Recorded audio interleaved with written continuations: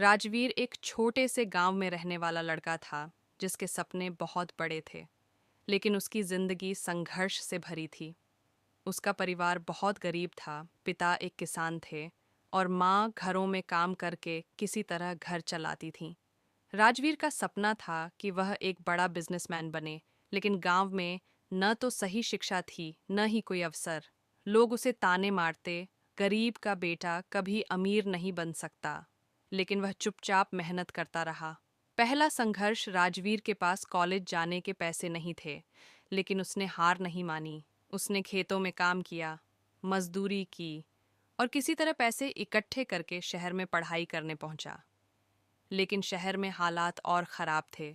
खाने के पैसे नहीं, रहने की जगह नहीं। उसने छोटे मोटे काम करने शुरू किए।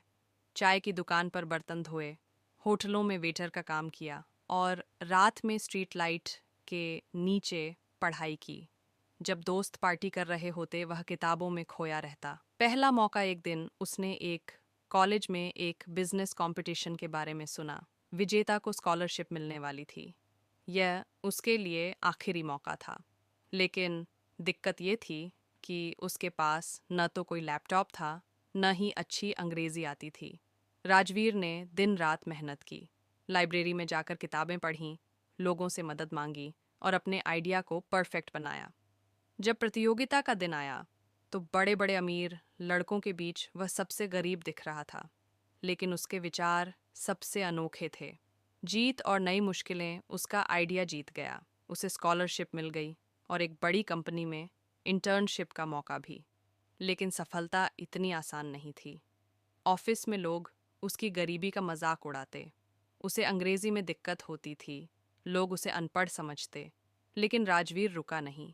उसने खुद को बदलने की ठानी।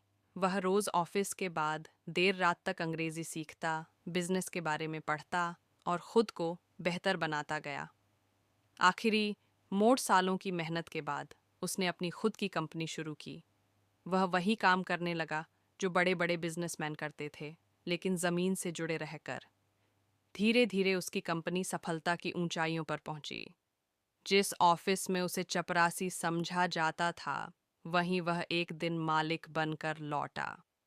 अब वही लोग जो उसका मजाक उड़ाते थे, उसके नीचे काम कर रहे थे।